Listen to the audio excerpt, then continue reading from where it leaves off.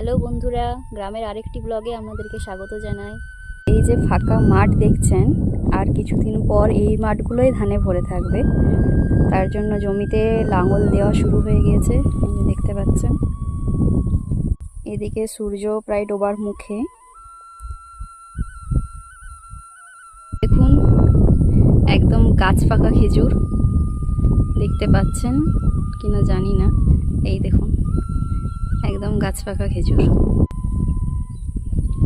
এগুলো হলো ধান গাছ। এই ধানগুলো এবার কাটা হবে, পেকে গেছে, একদম হলুদ হয়ে গেছে।